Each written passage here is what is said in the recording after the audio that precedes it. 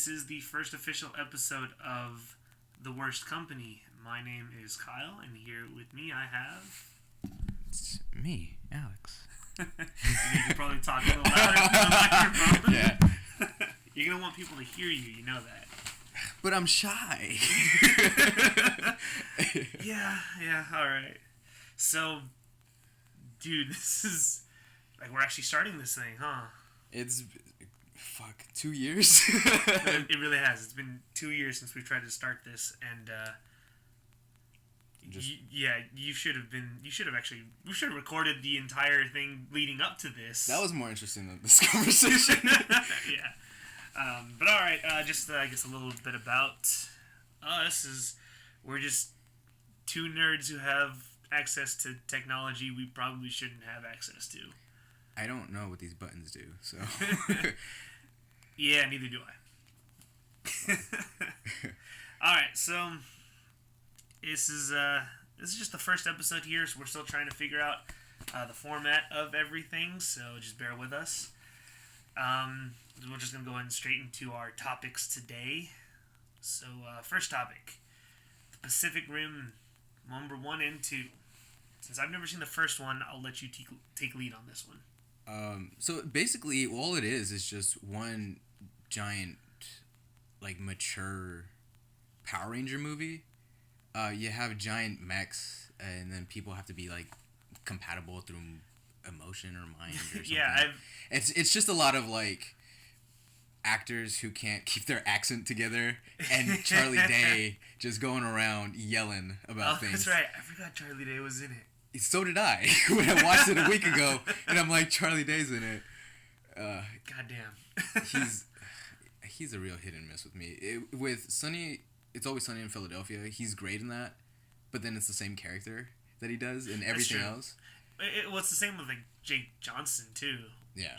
Jake Johnson, the guy who was in New Girl and Jurassic World. It's like the same character. Let's Be Cops. It's the same character, too. I didn't watch that. It was trash. It was alright. But yeah, no, I did get a real, like, Power Ranger vibe from the first one. Like I said, I've never seen it. But, obviously I don't really care about spoilers. It's already been spoiled enough for me, and it's my own fault. I think it's been, 5 years since it's been out? 5 years. It's like, did you hear about this new movie called Pacific Rim? You can't complain. I can't. But, yeah, so it's just... And there's these monsters, kaijus, and their origin goes back to, like, the dinosaur ages and all that, and they're coming through this teleportation thing through, like, the sea, and... Idris Elba is raising a Japanese girl that he, like, found in an alley from a monster attack. It's pretty nuts, and it's crazy because it's more of just, like, aesthetically pleasing. Mm-hmm. Like, the story's just kind of shit, in all honesty. Of course. But, it's by Guillermo del Toro, who did, like, who does amazing stuff, like Pan's Labyrinth, Hellboy. So it's all... Visually, it's all just really nice to look at. You're pretty much gonna hate me. I've actually never seen Hellboy or Pan's Labyrinth. I know. Jeez. Like, Pan's Labyrinth is probably one of the most terrifying because it has just great monsters in it. Right. And Hellboy is just probably, I don't know. I don't want to go over the top and say it, but it's a great comic book movie. Yeah, that's what I hear. So it's just, and Ron Perlman is just amazing in it. Right. I mean, like I said, I've never seen. Looking back at it now, the like, the cosmetic, and all the makeup and all the props and everything do not hold up. Like, when were the movies released? Oh, what was it, like 2007? I want to say. I don't think so. Really cool. Yeah, I don't think any movies made in like 2007, 2008 kind of hold up today. I mean, it's still fun to watch. Right. It's just... It was 2004. Holy crap. The first one. Yeah, so... 2004. So, yeah, like, it just looks like Ron Perlman's wearing a big rubber glove. Wait, so that's not his real hand? You idiot. No. But Pan's Labyrinth is great, and then Pacific Rim didn't. It did well enough, where it made its money back, and it made more than that. I mean, more later on, but it wasn't critically received all that well. Right. Because it was because of the acting and because of the storytelling, but people saw it as just a big like badass movies that they were just like leave it. Right. And so now that Pacific Rim Uprising is going to be released in like a few months, I think. No, it's next year. And the trailer just dropped. John Boyega's production company, I think, like bought the rights from Universal, and like they're taking the helm. And on the trailer, I've noticed like it's not Del Toro at all. Like there's a whole thing missing from it. Like it looks empty, if that makes sense. Because Del Toro has a specific style, and when you look at this trailer, like he's absent. He's clearly absent. Because I've seen the first couple trailers for like Pacific Rim when that movie was first coming out, and it was very like action packed, and it felt like there was a lot of weight to it. Yeah. The Uprising trailer, I saw it and I'm like, hey, it still looks pretty good. It still looks pretty action packed and stuff, but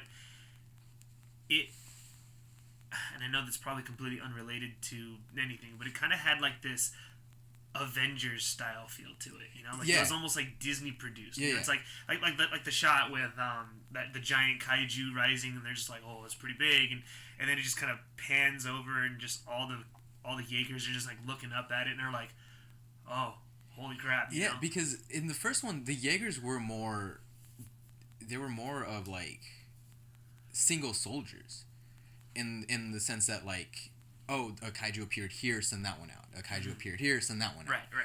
And in this, it just looks like they're all just lining up to just do.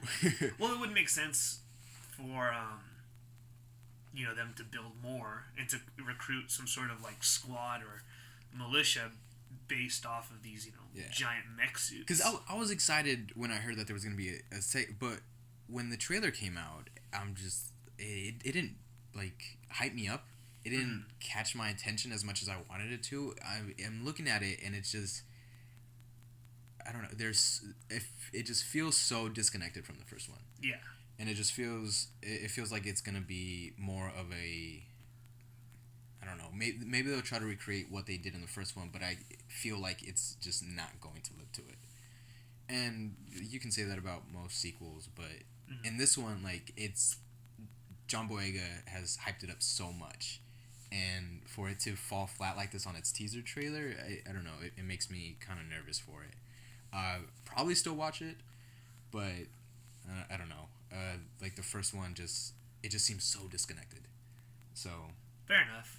And I'm pretty sure that if I go see the first one, which I have to find my copy somewhere, I'm pretty sure I'll probably feel the same way, because I do remember watching the trailers, and it just felt like that there was it wasn't so much like it was like a fun movie. It just seemed like, oh, like these are the stakes, It's like when I was watching Cloverfield for the first time, it was like found footage and stuff like that, but it still felt like this was a real thing that was happening. Like this is the thing that's happening. Like in the future, we've developed this technology. And it's like the scene, like the image that keeps coming to my mind is from the trailer, from the first one, where he's, the Jaeger's running with the boat like in his hand, about to swing it on the kaiju, and it's like they felt slow, they felt realistic. Yeah. It looked more impactful. Yeah, in this one, you notice like in the first ones, there are shots of like the CGI fight where when he grabs the boat or he swings that boat, like you see like it's really slow, and it looks real, like the physics are there. In this one, it doesn't look like they're a lot more fast. They're faster, they're sleeker. Like if there were an individual person, which that's not the case for. But it does make sense for them to like be faster because, again, never seen the first one. So, but assuming because of the events of the first one, they kind of realized, oh shit. Well, see, here's the thing. The first one, they were pressed for time because I forgot the actor's name in it. He's one of the scientists to Charlie Day, and he's like he's doing the or was it Charlie Day?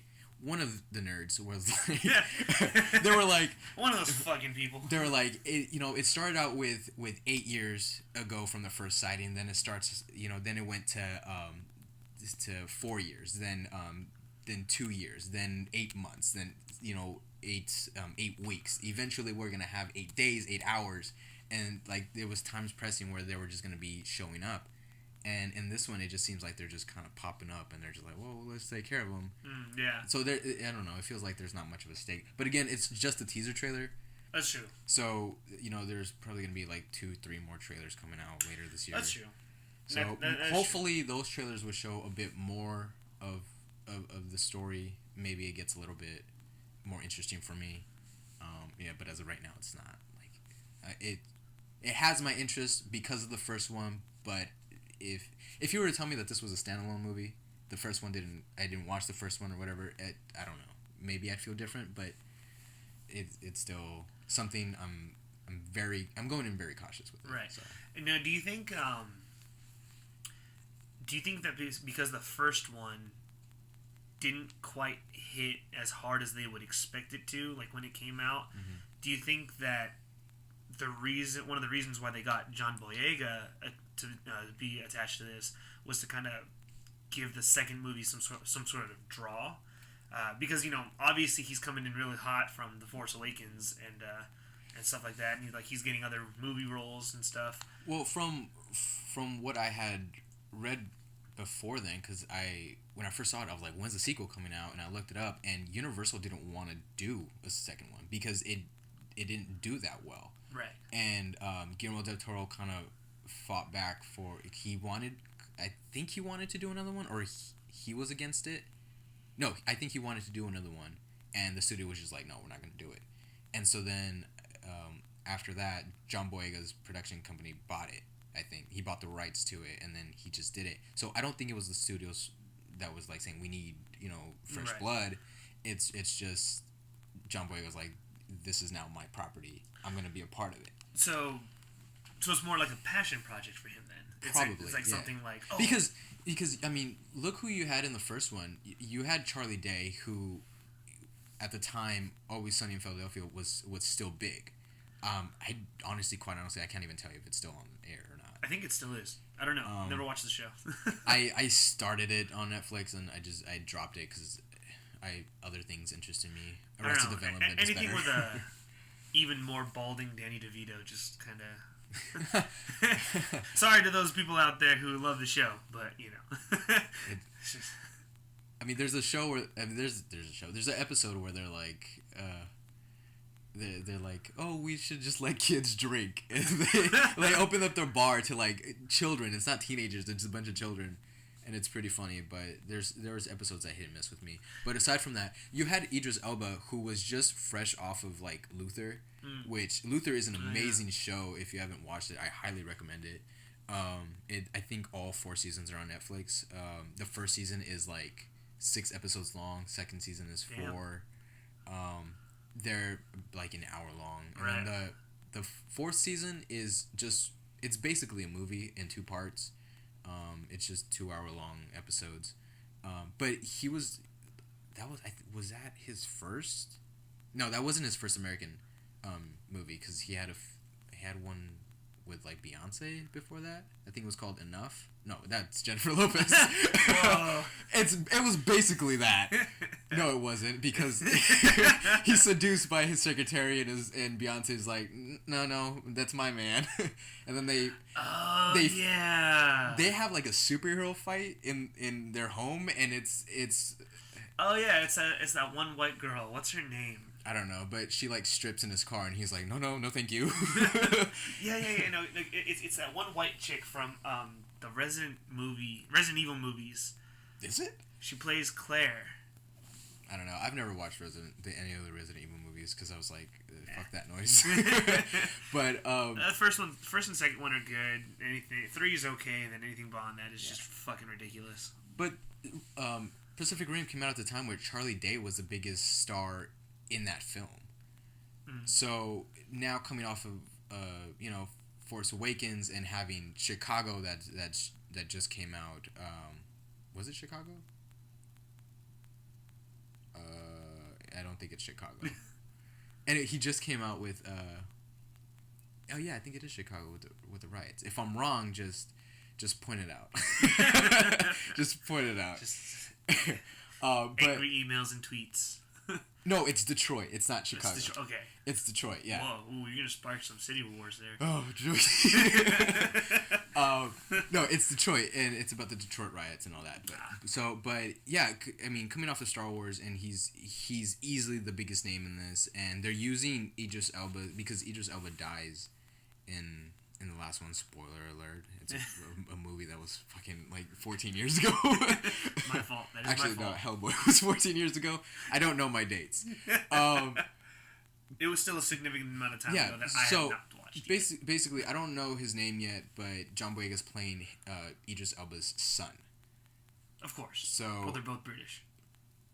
I don't know. Was that it? Like, it was John Boyega was like, I'm just gonna be his son because we're both black and we're both British. It's sure, why not? It seems like an easy out. But yeah, I mean, as far as that goes, I'm just hoping that it's good. Yeah. That's all. Well, I mean, we could always just check it out, see for ourselves, I'm just happy $2 theaters exist. Yeah. Yeah. That's true. Yeah. Thank God for that. Now, another quick question before we move on. Mm-hmm. Because Pacific Rim, it seemed like it didn't get a lot of popularity until later on, like maybe with like home releases and stuff like that. And then you also had like movies like Cloverfield, and then the remake of Godzilla, and then King Kong Skull Island, which I still haven't seen yet. So people actually thought that because Godzilla came out, I think like a year or two after Pacific Rim, and Godzilla had kaijus in it, so people thought that Pacific Rim was going to be a part of that world, and it didn't happen because I heard that rumor too. That's actually another question I wanted to ask, like if you believe that the Pacific Rim universe or the Godzilla universe is actually like one and the same. No, because they made that clear, and plus the kaijus are different in Godzilla. Like they look completely different, and I think they were aliens in Pacific Rim. Like they turned out to be aliens. Oh yeah, like weren't they aliens that came from the bottom of the ocean or something like that? That's where that vortex came in from, and then right. Idris Elba was like, "Stop the apocalypse." And so yeah, but yeah, so I mean, Godzilla was something people were like, yeah, like this is a sequel to Pacific. Like, no, it's not. It's not, and so they're not in any way, shape, or form like connected to each other. And then now, I mean, now we have King Kong. What was it? Skull Island. Yeah, Kong Skull Island. Yeah. It's a okay action movie. It's not like I'm not really excited for what's coming up next. Well, because I know that they're supposed to have King Kong and Godzilla like fight each other in the next movie. I know that's in the development right now, or at least that's what I've heard, and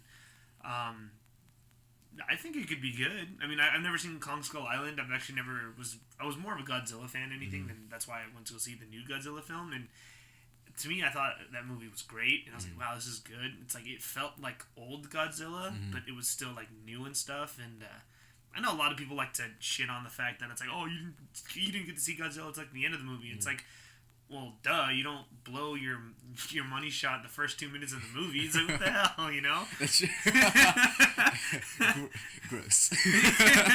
But, yeah, so, and Skull Island is it's just a movie about a lot of lore. It's just a lot of lore about, like, what's going on. And then you have, you had Brie Larson in it, who has maybe equal star power to like Tom Hiddleston and maybe even Samuel Jackson, because they had everyone, like they had just about everyone in that, and at this point I just feel like anyone who's hired by Marvel or Disney, like, yeah, you can have a role. Pretty much, yeah. That's but true. They have the resources backing them. I say like they can have that role because Brie Larson in it legitimately does nothing. She serves no purpose in being in the movie. You can remove her from the movie and the narrative doesn't change at all. She doesn't do anything for it. And she's just there. She's just like a photographer. Just the pretty face in the movie, right? That's all. Like, was she a love interest for Kong? Because at one point she puts her palm on his nose, and he like calms down and walks away, and then the scene just ends. She doesn't do anything. She doesn't do a damn thing, and it made me so mad as to why she was even in it. But yeah. But that whole universe is a topic for another time. Yeah, and then we'll get into that. But like the question I initially asked or wanted to ask was because you have movies like Godzilla, Kong Island or Skull Island or whatever, Pacific Rim, and then even with Power Rangers that came out earlier this year, do you think we'll see like a resurgence of like old school monster like mech battle things, kind of like I don't think so. I think Pacific Rim might be like the apex of it.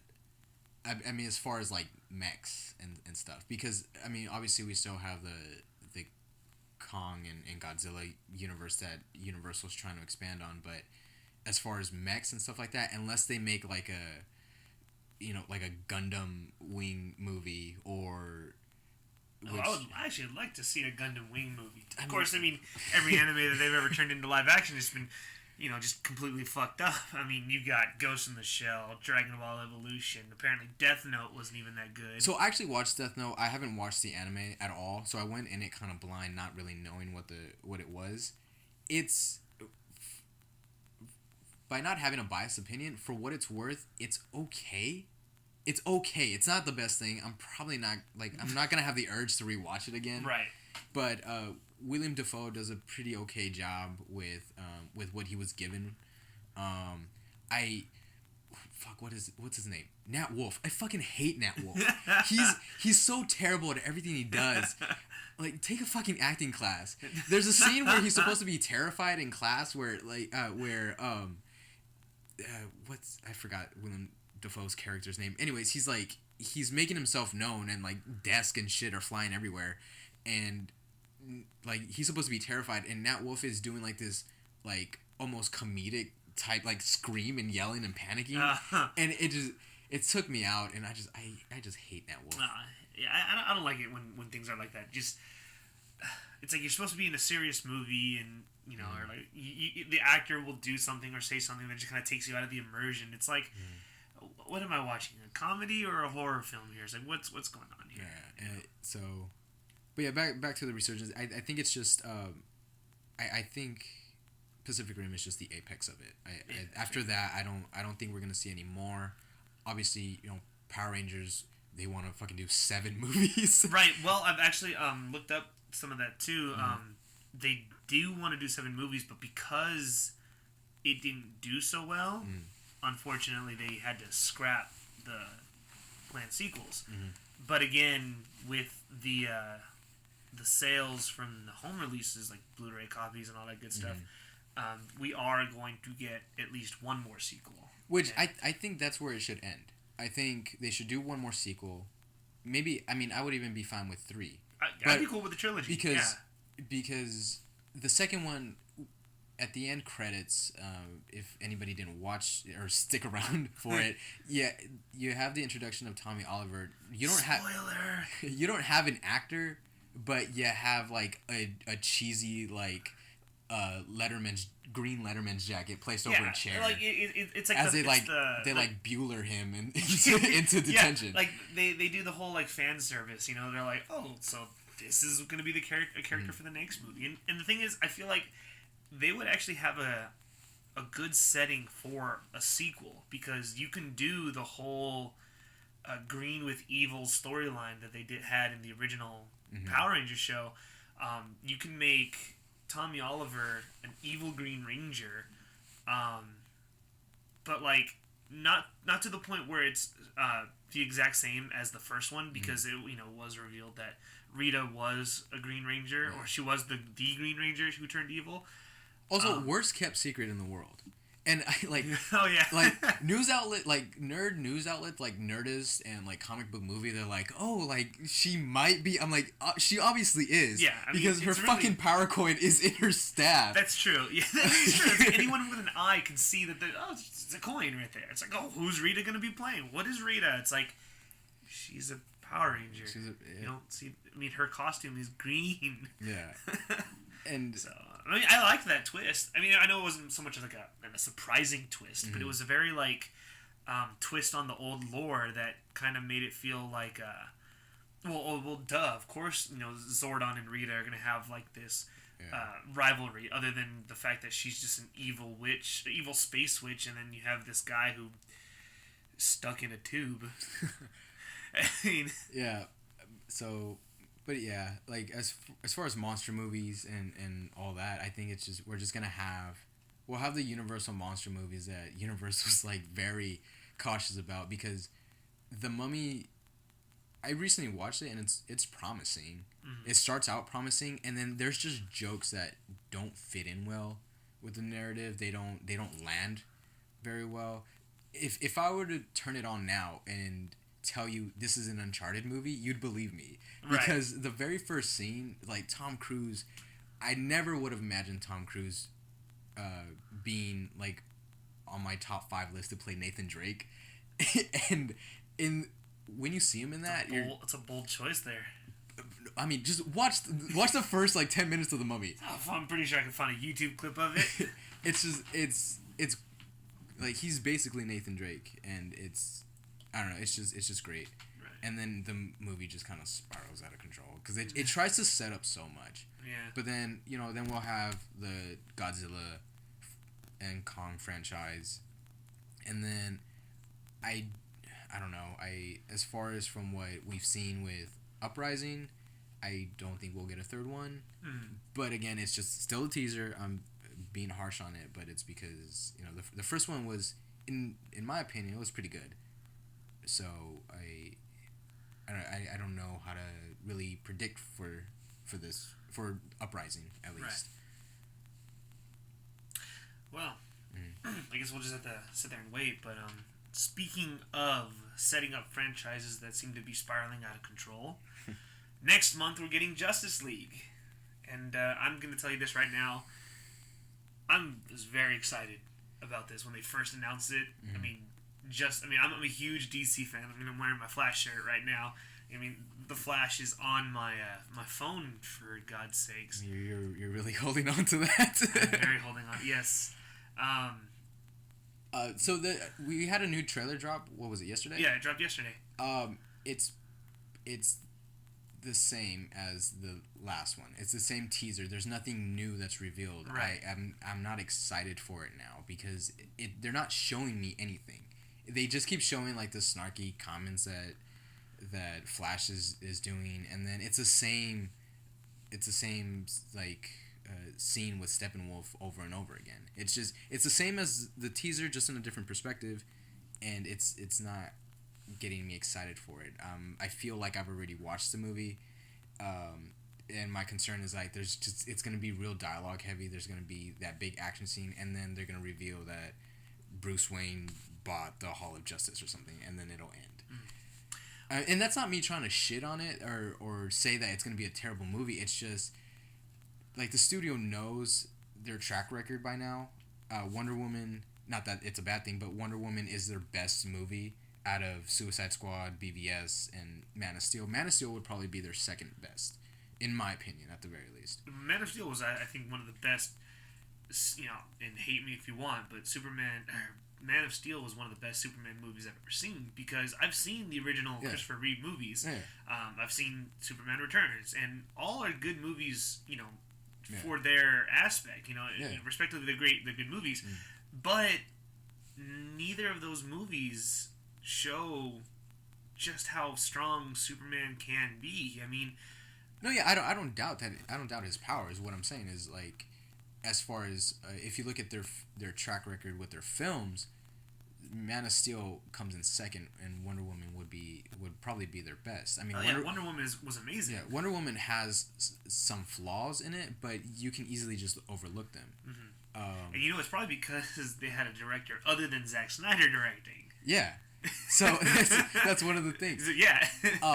When I first saw Suicide Squad, I thought it was good, and then because it was David Ayer. Yeah, just someone other than Zack Snyder. And then, you have that Will Smith's ridiculous contract where he can't be portrayed as a villain.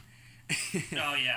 That's legitimately in his contract that he can't be portrayed as a villain. So that's why they made Deadshot seem like the hero, but just because he said we're villains, we're villains, we don't do good, but yet you're out here, I think Will Smith is just as much a villain as Donald Trump is an honest man. Yeah. It just can't happen. Ooh. All right.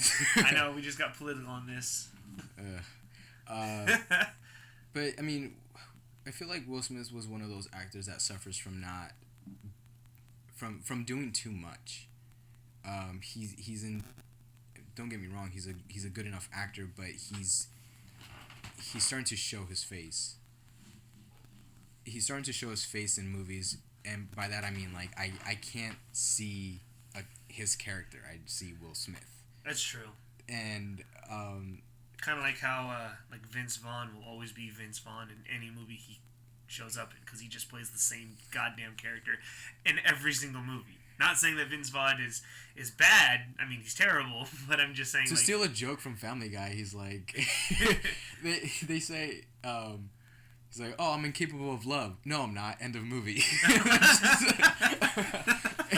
That's exactly right. No, I feel like the only movie that I've seen Vince Vaughn in that kind of deviates from the lovable oaf who is incapable of is The Lost World Jurassic Park.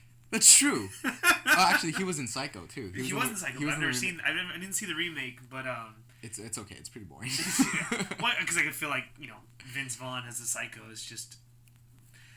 I feel like that movie shouldn't count towards the whole Vince Vaughn playing the same character thing, because that was a literal shot-for-shot remake. Yeah. So it's almost like he's just.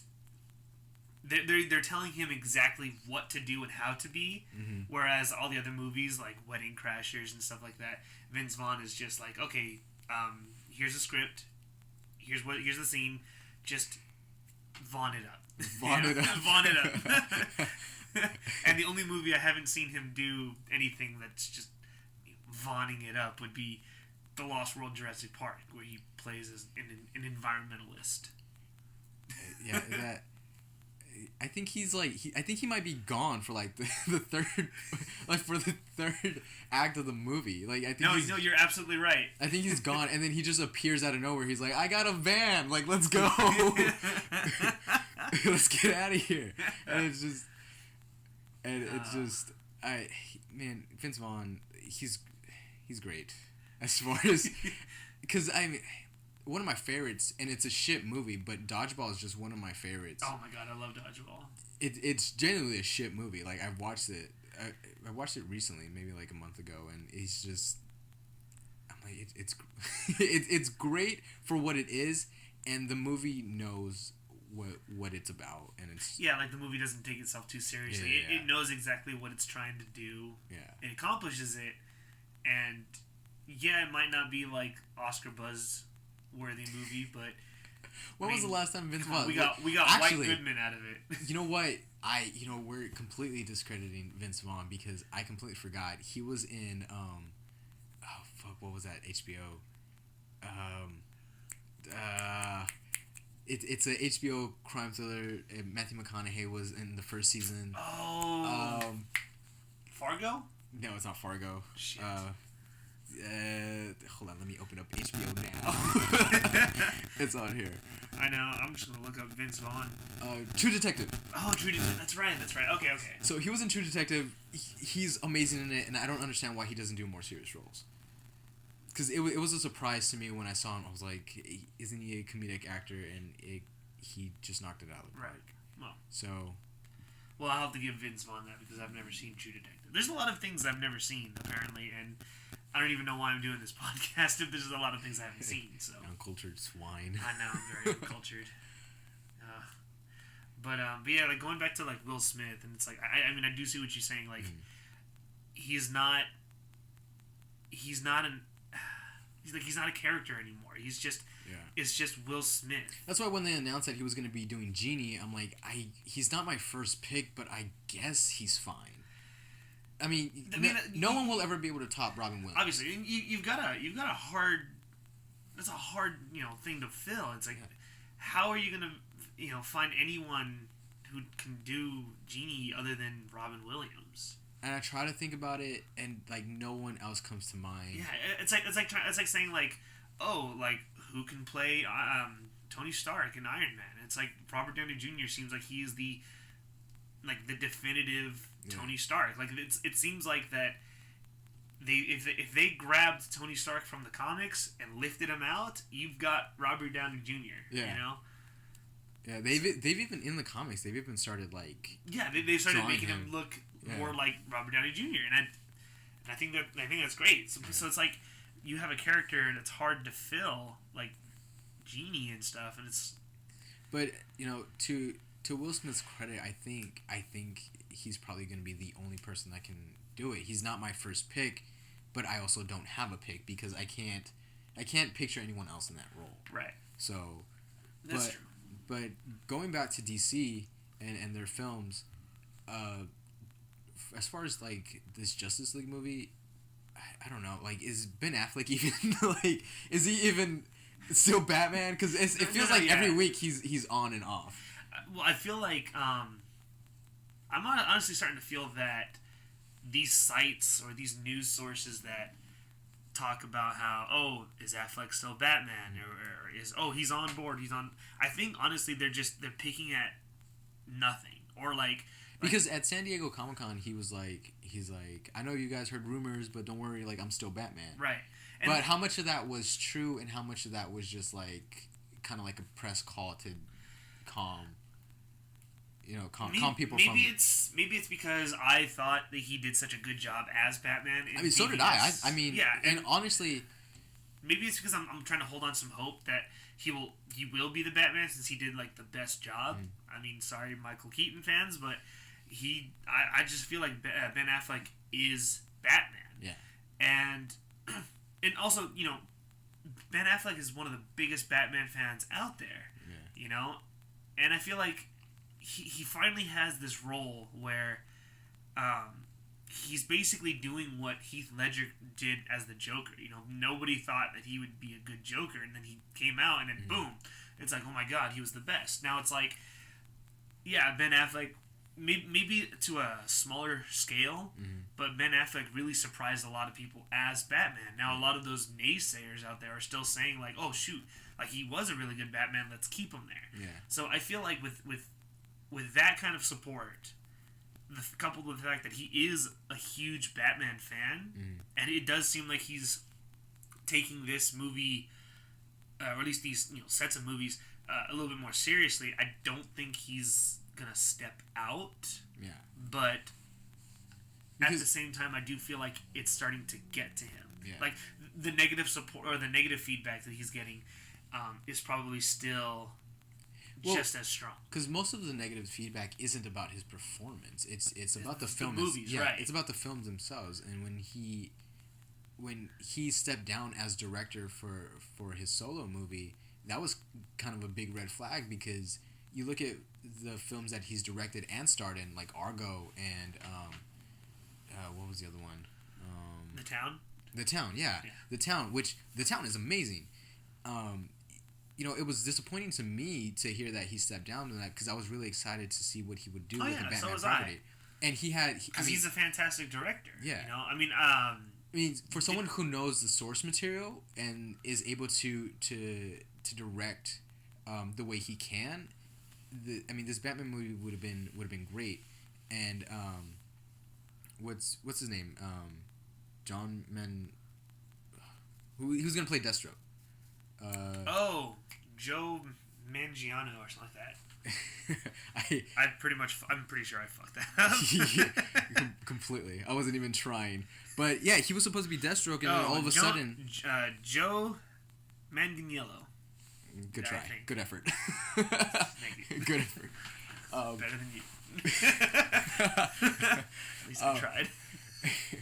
No, I quit immediately. If I smell defeat, it's over. Defeat. No, yeah, he was supposed to be Deathstroke. He was gonna be the main antagonist, and all of a sudden it just dropped, and now he's not a part of it anymore. And so, like, this whole plan of the Rose Gallery being after Batman is gone. So now it's just kind of like question of like what's gonna happen with this movie, because there's rumors of a Flashpoint. Yeah. And if they did Flashpoint, then that gives DC a free reset button, and they're able to fix. But that's what scares me. Like, why would you want to implement a reset button so soon? Yeah. You know, that's just trying to say, like, guys, we know we fucked up. We're just gonna reset everything. And it's like you literally are like what, 4 or 5 movies into your universe. Mm-hmm. It's like you don't need to reset it. Just go forward with what you have, and just hope for the best. You know, just don't reset it. You're so flustered. I'm so like, because it pisses me off, because it's like you literally just want to try again. It's like, no, don't try again. Just do better. You know, you obviously hit a home run with Wonder Woman, and because of that, you now have a more stable footing of getting movies like Justice League out of the gate, you know, properly, you know, and then take it from the fans too, like Warner Brothers. If you're out there listening, they won't. I know they're not. And if you know someone that works at Warner Brothers, just tell them to not use Zack Snyder for anything, really. I mean, to Snyder's credit, he did a good job with Watchmen. Yes. And then did he direct the sequel to 300? I don't know. 300, which I'm not the biggest fan of. I quite honestly, I find it boring. That's just my honest opinion about it. But Watchmen, I thought, was great, and he built this world in what was it, like maybe like 2.5 hours, and he established these characters so well, and that was probably the confidence that Warner Brothers had in him to set up this world. Right. When he did, because they even had Christopher Nolan be was he a consultant? No, he was an executive producer, I think, for Man of Steel. Mm-hmm. And Man of Steel turned out to be promising, and then when what was right after that? Was it Batman vs Superman? Yeah, it was right after Man of Steel came BVS. Wow, there was really no buffer then. No. They just went straight into it. Yeah. So it's them trying to build this world with Zack Snyder. How do you feel about them bringing like Joss Whedon in to like clean everything up? Because yes, he did a great job with the first Avengers movie. The second Avengers movie was a bit. I don't want to say it was rushed, because it wasn't rushed, but there was too many things connected to it, like Agents of S.H.I.E.L.D. There's a literal episode where you have to watch like season 2 of Agents of S.H.I.E.L.D. just to understand why they're even in Sokovia in the first place. Mm-hmm. And they Avengers 2 was just not as promising as it was. David Spade, no, not David Spade. Whoa! No, not David Spade. He played Ultron. David Spader. Yeah, I was close. You were close. You were close. I was close. A little extra syllable. Fucking David Spade. Is he dead? I don't think he is. No, he's not dead. I saw him last year. Like, I literally saw him last year. Me and my sister were at a concert in Hollywood, and he was driving down Sunset Boulevard. And I don't know how it happened, but someone said, "Oh my God, David Spade!" And he was just kind of David Spade. David Spade. No, David Spade. Just driving down the Sunset, was honking at us, waving, and we were like, "Oh shit, it's David Spade." I don't care for him. He's so under my radar. I don't know. Nah, dude, I feel like he would be the perfect like Booster Gold. Oh, God, no, no. But David Spader, he as Ultron. The trailers made him seem like this was gonna be like a terrifying villain, and he was nothing more than just a few punchlines and quips. So I mean, Age of Ultron was disappointing for me. I do like the Marvel Cinematic Universe. We're both wrong. It's James Spader. James Spader? James Spader. He was the voice of Ultron in Avengers. Oh, well, shit. We just pissed off everybody right now. Yeah, all one listener. But, yeah, James Spader, he's... James Spader, yes. He should have... I don't know. I mean, it's not his fault. The way it was written. And I didn't like that Ultron had teeth. Why did he have lips? Yeah, they did kind of suffer from the whole Transformers thing, didn't they? They really did. God, speaking of Transformers, it just needs to die. Yeah, no. I watched it last night, and it just... I don't know what they're doing. Optimus Prime has like a full 8 minutes of screen time, and it's...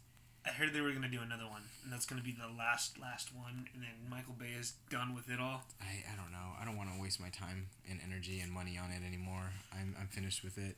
I saw the four of them, and I'm good. I didn't pay for this this viewing. I'll tell you that much. So it's nice to have friends in theaters. But it's I don't know. It's terrible. It's shit. But back to DC. I don't know. I don't know what to expect of Justice League. I'm going in it with an open mind. I mean, I was a bit skeptical with Wonder Woman when I went in, and I was just completely surprised. And I was blown away. And I enjoyed it very much. Mm-hmm. I bought it on digital when it came out, just because I wanted to watch it again. So, as long as they can keep that traction going of, being able to be more open with ideas than trying to be so linear, because Marvel is very linear, and they're firing directors left and right. That's if true. they're like, oh, you don't want to be part of our plan, then you're gone. Well, yeah, and I think that's one of the reasons why I feel that Joss Whedon was more inclined to come over to DC, to Warner Brothers, because he does have more of a free reign to make movies or make things that he wants to, because like you said, Marvel's very linear. They have it's like they have a set formula, and it's like, if you don't want to stick to this formula, then you're gone. And I'm not saying that it's a bad formula. I mean, obviously they're pumping out movies left and right. And it's working for them. Yeah, it's working for them. But when it comes to I guess DC movies, it's not going to work like that. Yeah. I mean, I know Warner Brothers has been trying to emulate the Marvel formula with movies and stuff by, trying to set up a larger universe, and that's fine. You could do that, but don't do it in the way that Marvel's doing it. They're being backed by Disney, and it's like one of the biggest companies in the world right now, because Disney's out there buying everything. So obviously they're going to have more resources and more opportunities to make these movies. But I don't think it comes down to resource or even opportunities for them. I think it just comes down to Warner Brothers panicking and trying to get their stuff out in the open, when they should have just took it slow. I mean, you had Man of Steel, and it's the equivalent of Marvel being like, here's Iron Man, then here's Avengers. Yeah. And so it should have, not saying that Warner Brothers should follow what Marvel was doing, but what they should do is they should have built up their world a little bit more. Maybe have a Batman movie first, and then then do Flash, and then bring them in. And and I completely agree. Warner Brothers should not have done what they're doing with their current universe right now. I think a while ago, I think I told you in one of these conversations we had before we ever started doing this, was a way that it would have set up their universe a little bit better is if they did because obviously they need to set up Superman better, because what did we see? Man of Steel and then Batman vs. Superman. It's we're kind of projected to, or we're kind of forced to sympathize and care about this Superman when the only thing he's ever done was destroy a city and kill Zod. Yeah. He hasn't done anything to really announce himself as Superman yet, and I know they kind of did that a little bit with Batman versus Superman, where it's like he's going off saving this thing, or a rocket blowing up, or a flood out there, and it's like that's cool, but you don't have a movie based around that. And I feel like if you had the movie based around that, then you can set the audience up to actually like, oh yeah, like this is Superman, and then when you actually do a movie like Batman versus Superman, where his death at the end was a little bit more impactful to not just the audience but to the world itself, because even in the world, they were forced to believe that everyone doesn't like Superman because he hasn't done much to protect the world, but all of a sudden he's dead because he sacrificed himself, and now he's all like, oh, he was a god, he was the best thing we ever had. And it's like, no, you can't do that. You have to set him up better. Make him the Superman that we want to see. I mean, granted, I do like this, Superman who's just willing to beat down on things. Because as mentioned before, like watching the original Superman movies, it just didn't seem like he was like fighting. It was just like he was always trying to like. I mean, and maybe it's because it's a product of their time. It wasn't so much like you wanted these big action set pieces, but more like you wanted to see Superman foil Lex Luthor's plan or something like that, And then like you had Superman 4. What was it? Sorry, I spilled water on my pants. It looks like I peed. Go on. Like you had Superman 4, The Quest for Peace, and you had his fight against Nuclear Man. Or whatever that movie came out in. Yeah, it was Nuclear Man. Yeah, and people didn't like that movie obviously because it was like a cheesy thing. But I haven't seen, at least I don't remember watching it because I know I've seen the other Superman movies. I don't have seen that one, but seeing like scenes and clips from that fight, and it's just like this doesn't feel like it's like okay, this is just. Maybe it's just the product of its time.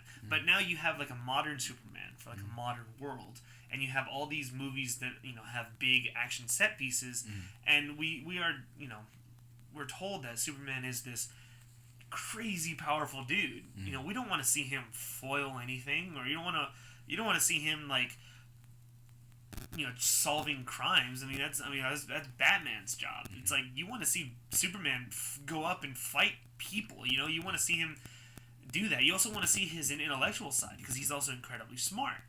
But I mean that's why I really liked Man of Steel, because it showed both his intellectual side and his his insane power.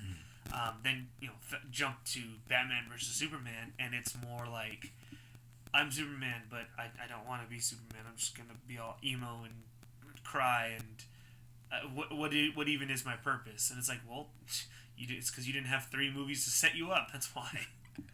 Yeah, but yeah. So I mean, as far as Superman goes, I do. So I'm not the biggest fan of Superman. Quite honestly, I just don't like the character at all. But as far as in films, in Man of Steel, I really did like how he was written, and I liked how Henry Cavill, did his performance of Superman. But going back to BVS, it's not like ideal. Like it seemed like there were 2 different characters. Yeah. In a way. But so yeah, I feel like Warner Brothers just try to play catch up way too early, and when they should have just came up with a game plan first rather than just be like Zack Snyder, help. Yeah, right. Yeah, and I mean I know you were saying like because Zack Snyder did a really good job with Watchmen, and what I'm saying is that I'm not saying that's an excuse as to why they should look at these movies and be like 2 words. Great. Sucker Punch. Sucker Punch was pretty good. I think I'm gonna just leave right now. It was pretty good for what it was. And what was it? It was just a hyper violent movie that really had no narrative to it. You had a small what was she? I don't remember it that well. Was she in a foster home or was it sorority? Nah. It was something. I don't know. Oh no, it wasn't a psych ward. I don't remember. I watched it once when it came out. I remember it being like, yeah, it's pretty good. But if I watch it now, I don't know. My opinion could change. But Yeah. Well, in that case, I just feel that BVS was the. I think BVS was supposed to be the movie to set things on the right track, and they I guess they just missed on that one. Because I feel that BVS suffered from the Spider-Man 3. Spider-Man 3 is amazing.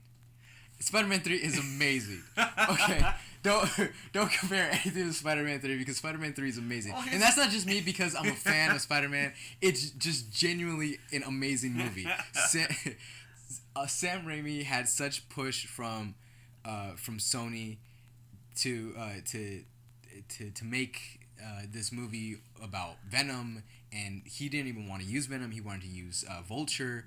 He was going to use Sandman and Vulture, and the studio pressed Venom on him. That whole dancing scene, it's amazing. Because How can you say that? it's amazing. It's not a bad because first of all, Peter has no confidence. He has no confidence. The symbiote makes him into a completely different person. He changes his mindset. He's dancing in the scene. There is a YouTube video, and anyone who wants to prove me wrong, go watch this video. There's a video where they turn off the music and he's I've seen dancing. this video. He's And just dancing. And yes. It's still awkward.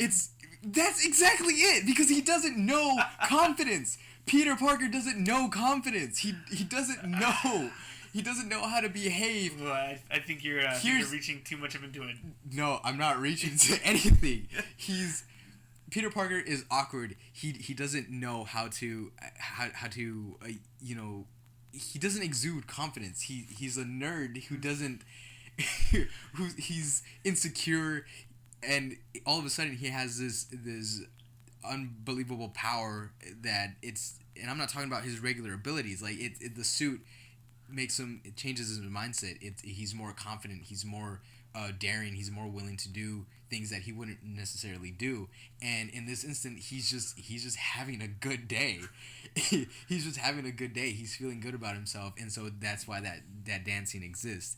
It's completely justifiable, and it's not a terrible scene. And I don't understand why people don't see it that way. I think it's because it feels so out of place. For fuck's sake! In the second one, there's a freeze frame where it's blurred because he smiles. He's coming out of Dr. Connor's lesson, and he's coming out of class, and he like smiles as the music ends, and it freeze frames on this like blurry, like swooshed image of him, and it's up there for like a minute. It's really bad. Yeah, I know exactly the thing you're talking about. And I don't understand why the editor wasn't like, let me stop this like a minute before. Like I don't understand. People wanted to see his Tobey Maguire's frog face just a little longer. You can't even see it. It's like a blur. It's like someone took a Polaroid picture and just shook it too much. It's bad. But no, Spider-Man 3 is not a bad film. Well, because a lot of the things that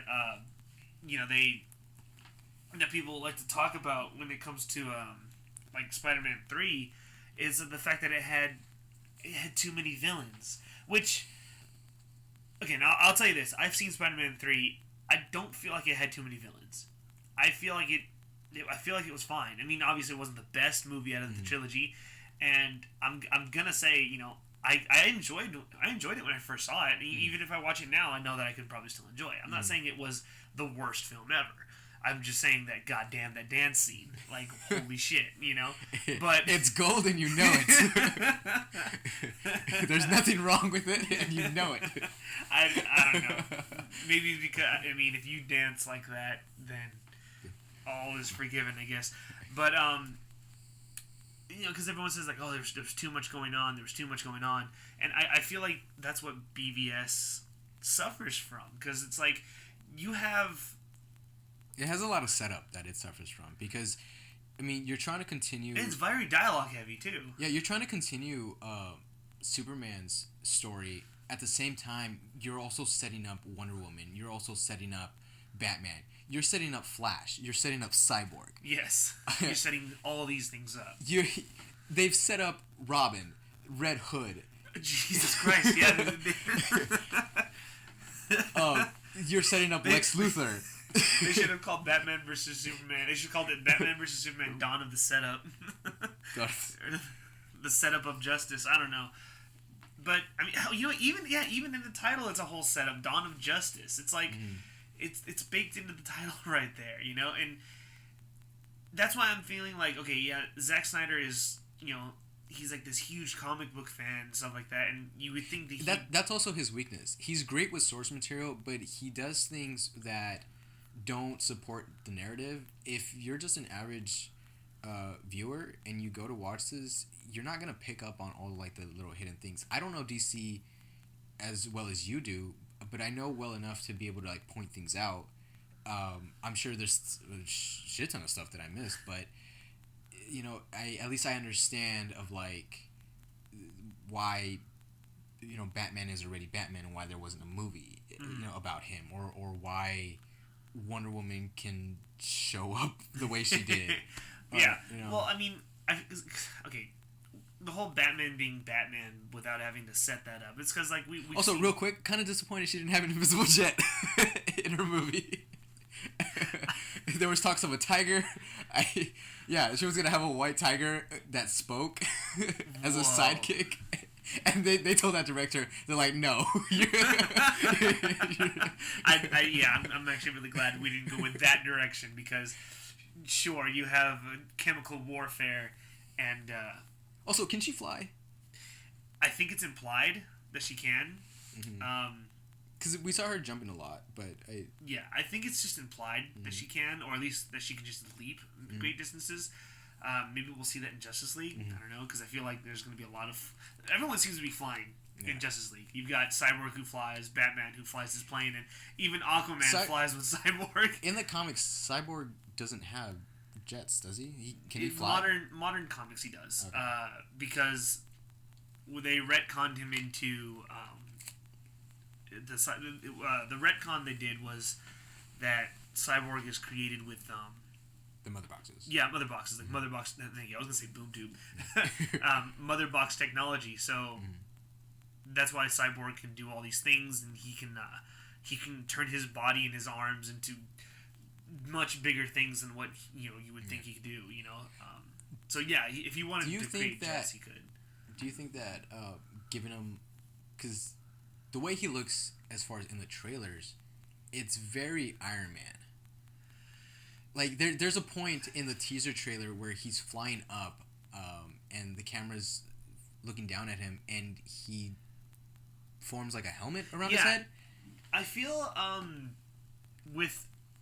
it does feel kind of Iron Man, but I feel like that's not exactly their fault. I kind of blame...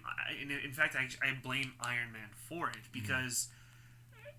And a lot of people said that with the new Power Rangers movie that came out, because like their armor was like, oh, it's very Iron Man like. Well, it's like, well, I mean, any type of mechanical suit of armor is going to be very Iron Man like, and it's like, if we didn't have Iron Man out there, then no one's going to say like, oh, that looks like the Iron Man from the comics. Well, because I mean, I'm sure they probably went through like tons of designs for him, but but do you think that they're like, let's make him look like this just because he kind of like Iron Man? Maybe. I think maybe in order to get the attention of like some of the other crowds that like, because for someone who's not a big fan of like comic books or something,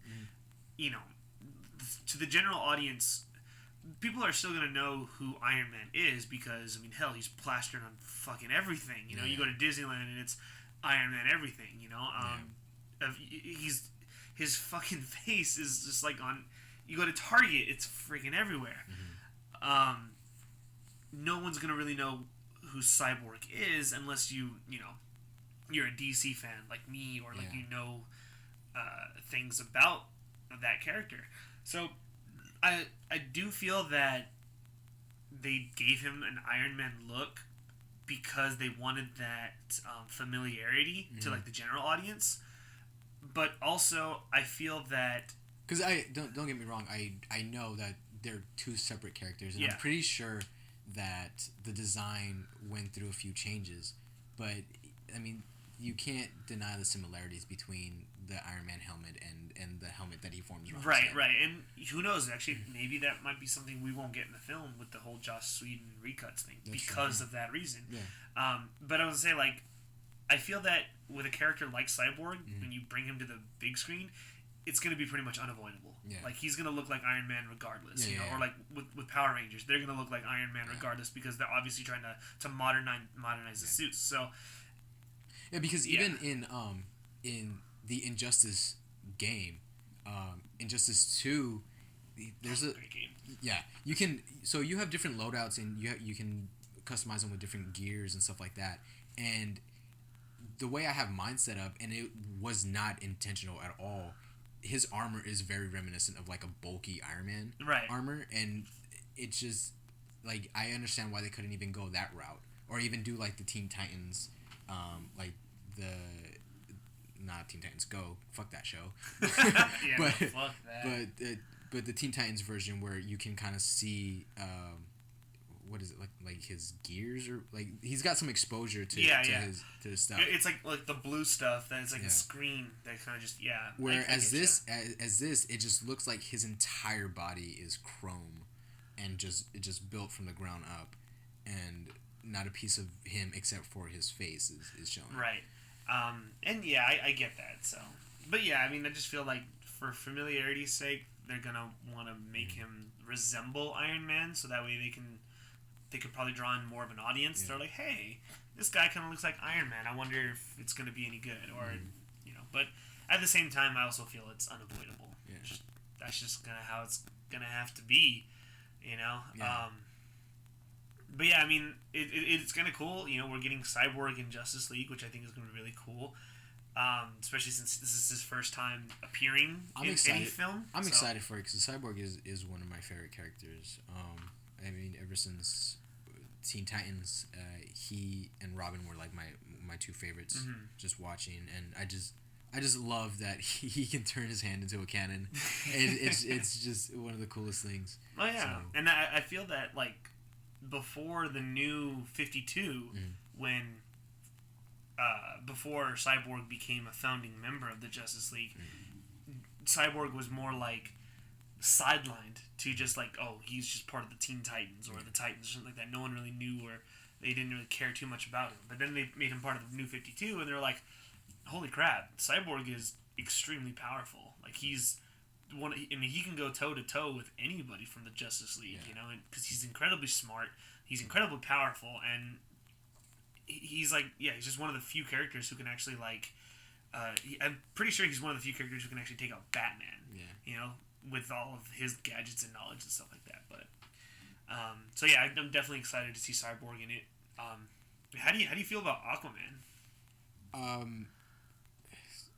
I'm a bit indifferent about it. I mean, the Aquaman in the comics isn't impressive at all, To say the least. Yeah, yeah.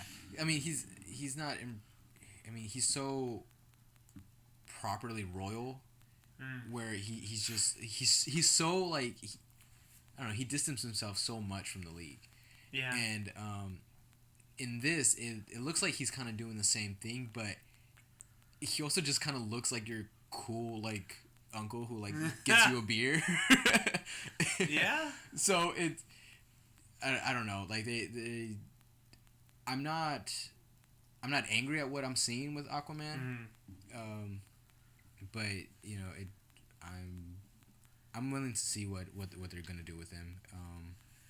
Because it's Jason Momoa, right? Yeah, Jason Momoa. Yeah, because Jason Momoa is great as in general. So hopefully he does a good job, and I walk out with a different perspective with Aquaman. Yeah, I mean, I used to think that Aquaman was just like this total bitch character who really didn't do much, because it's like, seriously, what is your power? You talk to fish, you know? It's like, and Robot Chicken didn't exactly make it any better when they would always portray Aquaman and stuff. But after actually researching who Aquaman is and what his power sets is, and it's like, he doesn't exactly it's not just talking to fish. Yeah. You know? He's not got, even like talking to fish. He's got like crazy super strength. I think he's got like super speed. He does, because of being under the water, under those pressures for so long. That when he's on land, he can go toe to toe with like Wonder Woman, even Superman himself, and he's also bulletproof because of of stuff like that, and he has complete control over like water and stuff like that, and his trident is also magical and stuff too. So he's actually badass in his own right. And then when you have a badass dude, Jason Momoa, playing Aquaman, that just kind of amplifies it, you know, and I know why they wanted Jason Momoa as Aquaman, is so they can kind of deviate from that pussy shit that Aquaman was once seen as. So now you have this just giant beast of a man, hairy dude, drinking beer in like one gulp and shit like that, playing a character who everyone thinks sucks. Your perception's gonna change, obviously, and I think they couldn't have picked a better guy. Because I mean, I follow him on Instagram, and he posts videos of him like just rock climbing like freely, and I'm no man. Like one of the videos where I think it's like after he was cast or something like that, where I don't know where he is, but he like looks at the camera, drinks a giant mug of beer, does like the devil horn symbol, and throws an axe and hits the bullseye, and it's like, what even are you? What are you? He's a man, something we don't recognize. I know. I feel emasculined. I don't even know if that's the right word. but yeah, I mean, I feel like Justice League is gonna be good. Going back earlier, what you said about the trailer not showing enough. Do you think it's fear of the studio that they don't want to show too much because they're afraid of backlash, regardless of if the movie is good or not, or if they're just kind of weighing their time? Because it comes out next month, and all we've seen is just that battle scene. Yeah, it's like the same set pieces over and over. I feel that. Because my question is you have the teaser and you have these two trailers that came out. They're exactly the same. Is that enough to draw in an audience, or at least draw an interest to it, without someone being like, "Oh, is this just like another BBS? Is just another?" Yeah. Kinda. Because the way I see it, I wouldn't say the reason why because I feel like this is going to be like the last trailer we get before the movie comes out, and I feel like the reason why it was so lackluster. I mean, I liked the trailer; it was cool, but I feel like the reason why it was so lackluster was because you have Joss Whedon doing reshoots, and sure, it seemed like he was only going to do minor things, but according to a lot of rumors and a lot of like other sites, that he came in doing much more than that. So I feel like maybe the reason why the trailer wasn't so revealing was maybe because they don't want to show off, or they don't want to reveal too much of what Joss Whedon actually did to the movie. Yeah. Because obviously in the first Justice League trailer that came out, the battle sequence, and in whatever city they are, it's all blue. Yeah. The night sky, and then after Joss Whedon came in, he changed it to red. Yeah. Which I'm gonna tell you, I kind of wish they kept it blue. Well, the thing, because I've noticed. I don't mind the red. I mean, the red does kind of like. Well, I noticed that, but is it like a progression? Like maybe it could be. It could very well be just like a progressive, like as the night goes on, it just gets more and more dark and stuff, and it could be that way. Obviously we'll know when the movie comes out, but it's still like a change, because like if it is like something that's going to be progressive, then I feel like that, like say if it was going to be progressive regardless, like before Joss Whedon and everything, then all of the trailers that show that action piece probably would have just been red. Yeah. Just red all the way. But now that after the Joss Whedon thing, it's just changed to red. So I'm thinking like he came in, decided to change it to red, whatever. And that's cool. It would be cool to see like if But is the color scheme really that much of a like an eyesore to you as a DC fan that it's enough for you to be like, I don't like this? You know, I feel that the red color scheme for the whole like night sequence or anything, it does make it feel like it actually, like looking at it now, it just kind of makes me think like, wow, this is a DC comic. This is a Justice League comic, and they're fighting, parademons and Darkseid and Steppenwolf and all that stuff, and that's cool.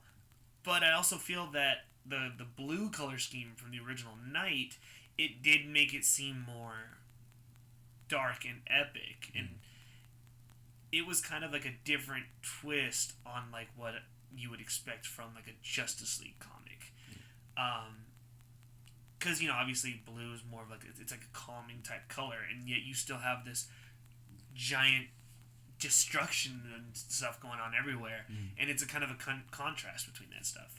But I'm all for like a progression. I feel like that it'd be cool if it was. Okay. So last thing before we start moving on. Yeah, we've been talking this for a while. Yeah, is Joss Whedon doing a Batgirl movie or a Batwoman movie? It's Batgirl.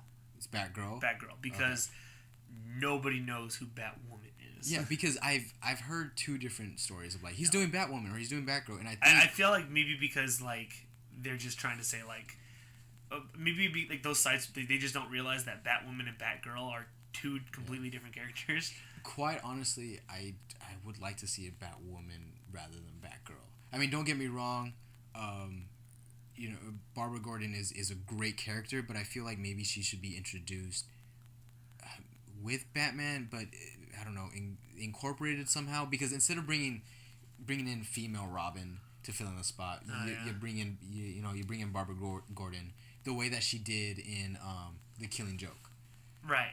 So you just go ahead and not say do The Killing Joke, but you implement her origins from that to maybe her introduction with Batman. But since he's doing that already, how disconnected will it be? Will Ben Affleck be Batman in these, or is it just going to be like, Barbara Gordon's like, Dad, I wanna I wanna fight crime. Yeah, no, I get what you're saying. The way I see it though is it would make sense. I mean, either way, I feel like it would be some good movies. Because again, not a lot of people know about Batwoman. A lot of people do know about Batgirl. Well, wouldn't it be a pleasant, like, not even a surprise, just a pleasant thing to have? You would have Batwoman. You have more or less an original, woman superhero, like woman-led superhero That's movie. True. And I feel like she's obscure enough to the point where if you did a Batwoman film, that it's like... Because maybe you can take, like, the Guardians of the Galaxy effect, where no one knew who they were, and kind of apply it to her, because Warner Brothers is doing this slightly bit more mature universe with them, and maybe you can take Batwoman and... Because her origin's like rough. Yeah, no, it's crazy. It's rough. Sure, you can die down a bit, but to do all that and then to implement her becoming Batwoman, because correct me if I'm wrong, but she's not directly tied to the Bat family, right? But she still goes on and she'll help them once in a while, but she's primarily doing her own thing. Right, and yeah, and I get that. Because if not a film with Batwoman, at the very least, Warner Brothers should consider doing a series with her. Yeah, I totally agree. Like, yeah, Batwoman is something that, or someone that nobody knows about, and they could take a gamble, which I feel like Warner Brothers needs to take more of. They need to take more gambles instead of doing a fucking reset button. But I digress. Yeah. The only thing about the Batwoman film is that you would have to establish Batman first. You already have him established as, like, he has a Robin, obviously, and he's been Batman for a while. But without... don't you think that it's already enough that we have Batman versus Superman, and then now we're gonna have Injustice, and then I'm assuming we'll probably get Batgirl after Batman. Probably, but the thing is, Batwoman is, since she's not connected to like the Wayne family or anything in any way. That's part of she's part of like the outsiders of like the Bat family, you know, like with the Bat family being like, Batman, Batgirl, all the Robins, Nightwing, and then you have was it Batwing, one of those characters. Yeah. He's like the African version of Batman, and then you have like something with an A. It's like not Azazel or something like that, or Azrael. Yeah. Like, he's part of the Bat family, and it'd be the same thing as like if you were saying like, oh, let's do an Azrael movie. Okay. Nobody knows who he is, and he's cool. But it's like, well, how can you do an Azrael movie and still connect him to Batman if you don't set up the Bat family first? So I feel like a Batwoman movie would be great, but you have to set up the Bat family first. You have to, and plus, this is Batman. Like Batman is regaining hope on the world and everything.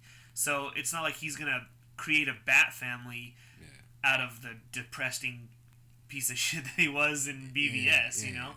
So, it would be cool, but it would just seem like it would just come right out of nowhere. Yeah. Just completely out of left field and blindside everybody. Right. Not saying that Joss Whedon couldn't do it. It's just like, whoa, where did this come from? Yeah. Oh, and I know before we go, and I just remembered, it would probably be best if we didn't forget this, the standalone Joker movie.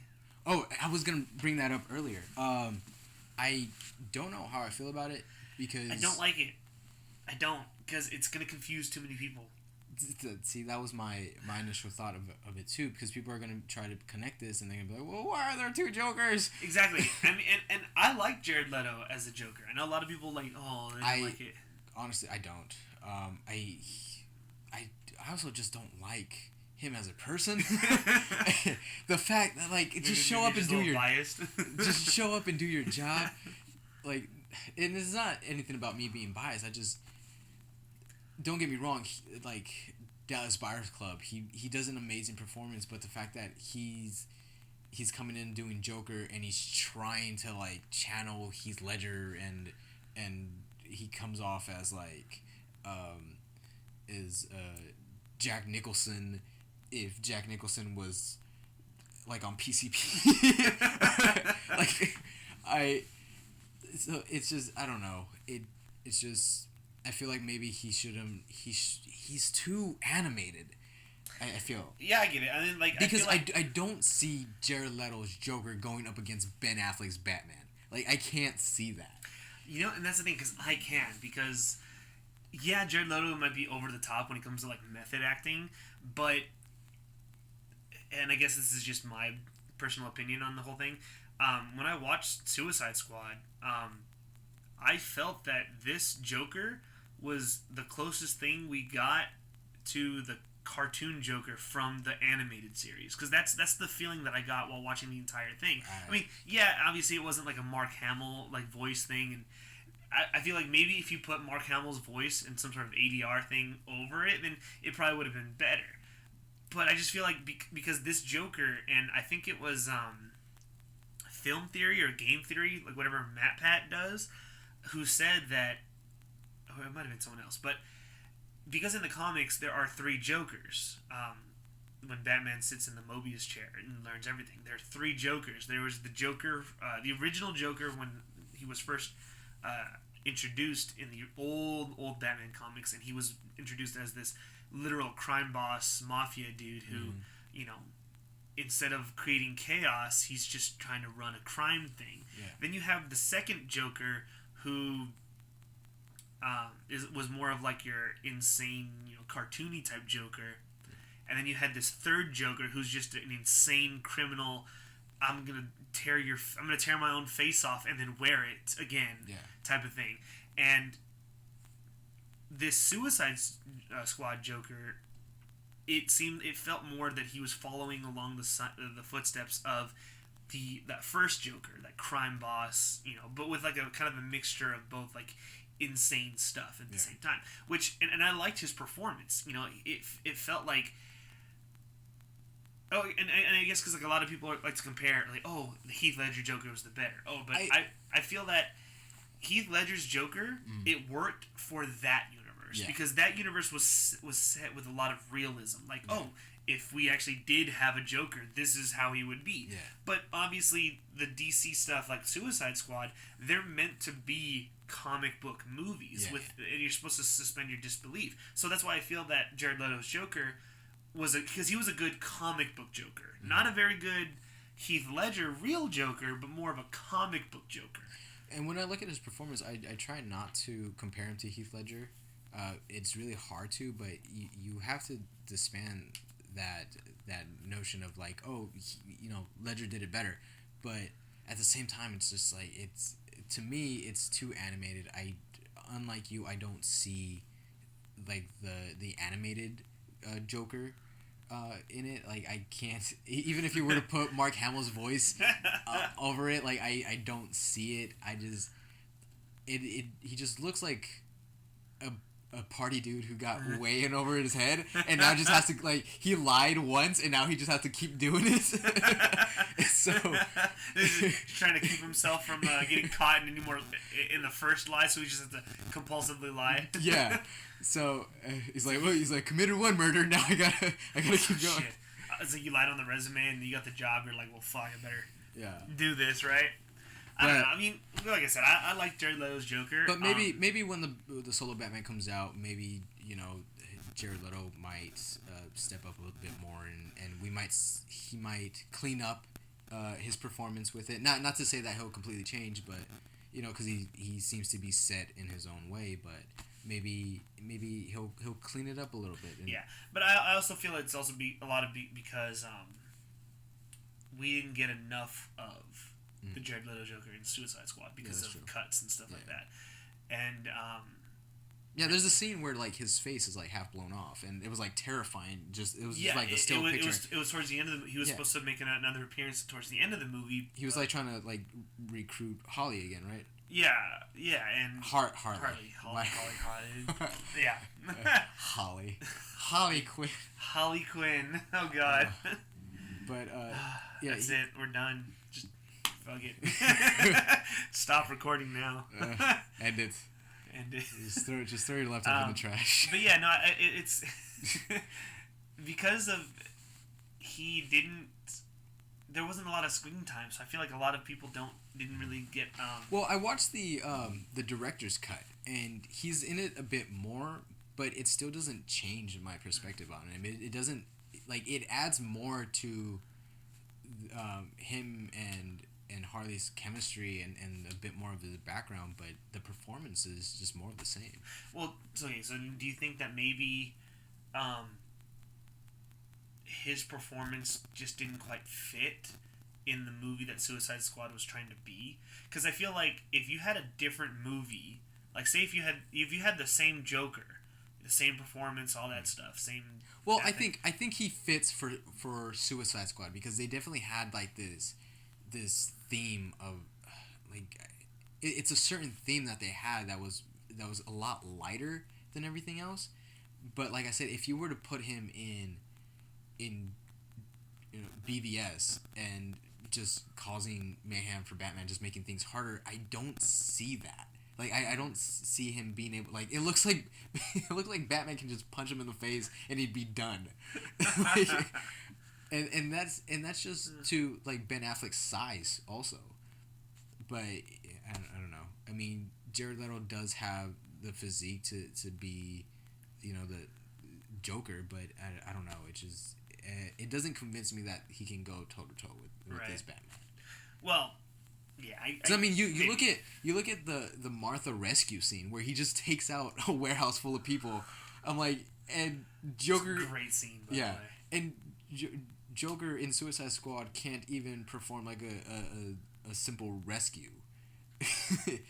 But then again, it's like, would the Joker even be competent? I mean, not competent, but it's like, do you think he'd be sane enough to pull off a rescue like that? And he tries in Suicide Squad and only fails because someone else shoots his helicopter down. That's true. Yeah. But I mean, I guess we just have two different opinions on that Joker. But going back to the standalone, regardless of what you say about Jared Leto's Joker, that's still going to confuse the hell out of people. Yeah, and I don't. It's not smart. Like, Warner Brothers, what are you doing? Like, first it's like we're gonna do Flashpoint. We're gonna put a reset button because we know the movies that we're pumping out are shit. It's like, no, just stop pumping out shit movies. People and it's are getting excited about this Joker movie because they think Scorsese's gonna direct it. He's just producing. He's just he's not directing. Like he's not writing it. He's not directing. He's not gonna be in any part of it other than being like, yeah, you can have more money to do this. Yeah. And then the only reason why they're even going with Leonardo DiCaprio or trying to get him is because him and Scorsese are friends, and I can't see Leonardo DiCaprio as a Joker. Like I can, in a sense, because if you look at The Wolf of Wall Street and you just kind of amp that up to 11 to even more, like it's like he's passable. Maybe more of a Maxwell Lord. Yeah. I feel like Leonardo DiCaprio would be perfect as like Max Lord, you know, but I don't know. I mean, because I've never seen Wolf of Wall Street. Yet another movie I can check off the list that I've never seen. just every time we do an episode, just start making a list. Just making a list, you know. But yeah, like I can't see him as a Joker type character, or trying to do the Joker. And if anything, I feel that with the standalone, they're gonna try to recreate a Heath Ledger Joker, and I think that's what's driving this. I think that's what's driving this. That's not what they should do. Because Warner Brothers are like, we're getting a lot of feedback that no one's liking the Jared Leto Joker. Like, let's try to do the separate thing and just try to. Yeah, but then they want to keep it separate from the DC cinematic universe, and it's like you're just gonna confuse a lot of people. Because then what's gonna happen when the Batman solo film comes out and you do the Joker and it's Jared Leto, and it's like, or it could be someone else, and it's like, this, why? Yeah. Why? Why? Like it doesn't. Because make money, sense. baby. Jesus Christ. Because money. Because Joker brings that sweet green. Oh God. I don't know. I don't like it. I'll see it. I mean, if it ever goes off, shoots off the ground or whatever, but I'll see it out of curiosity's sake. But I don't think it's gonna stay separate for much longer. Like, in my honest opinion, I think they're gonna say like, yeah, we're gonna do it separately, but somewhere along down the road, they're gonna someone's gonna make a decision about the movie. They're gonna announce it. Nobody's gonna be like, well, wait, what? Yeah. And then they're gonna be like, you know what? Let's just make it a part of it. Let's just give the Joker an origin story or something. Or because that's what apparently it's supposed to be. Yeah. It's supposed to be a Joker origin story, and it's like, but why? Why? Do we need a Joker origin movie? Like, how can you make a Joker origin movie when even in the comics there's no Joker origin movie? It's like very vague. You have a criminal who fell into. The only thing that's for certain is that whoever the Joker was, he used to be a villain known as the Red Hood. He used to wear a giant red cylinder on his head. Looked like a magician running around. And because of his first encounter with Batman, he fell into a vat of chemicals that made him go insane. Yeah. Nobody knows who the Joker is. So how are you going to give a name to someone like the Joker and make a film about it? Because I feel like that's not an origin that we need answered. Because obviously you're going to need someone to call this person by name before he becomes the Joker. And it's like, what's your name? Joker. Joseph Kerr. No, it's funny you say that because there's actually a comic book where Batman. I think it's a Batman What If thing, or I forgot what it was, but Batman is not Batman. Bruce Wayne is actually a patient in Arkham Asylum, and everyone, like the other patients and doctors and stuff around him, he thinks are the villains and stuff. You know, like oh yeah, I've heard of that. Yeah, like the doctor who's treating Batman, or the doctor who's treating Bruce Wayne. His name is Dr. Joseph Carr, Joe Carr, and in Batman he thinks that it's the Joker. And I haven't read it. I want to, but it's a very interesting twist on everything. So it's funny you mentioned Joe Kerr. Joe Coy. Joseph Kerr. Yeah. So that's my thought on it. I feel like it's not going to be a thing. I mean, if it ever does come off the ground, or it might just suffer the same fate as the stupid Gambit movie. It'll just never come, or nothing will ever happen with it, and eventually people will just forget about it. So. All right. We're running out of time. I know we got one more thing to talk about too. I know we're pretty late, but I guess speaking of remembering things, the movie came out earlier this year. We're really late on that. We're really late on. Well, then again, we're also 2 years behind on this podcast, so let's just not make this a running theme. It was a pleasant surprise to me. I liked it a lot.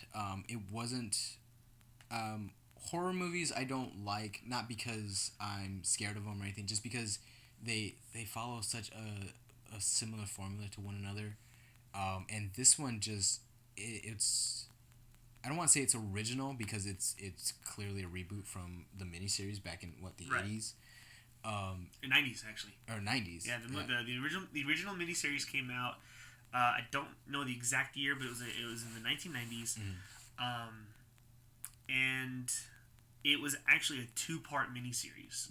I think a lot of people who, because I know that the original movie came out on DVD and stuff like that, so a lot of people think that it's just a movie with like Tim Curry and everything, but it was actually a 2-part miniseries that I think showed up on ABC. Like one Sunday, you would watch the first half with the kids, and then next week on the other Sunday, on the next Sunday, you would watch the second half with the adults, which I actually thought was kind of interesting because it's like, it's a 2-part miniseries that showed up on TV. So the 2017 is the first theatrical version of it, and it's fucking fantastic.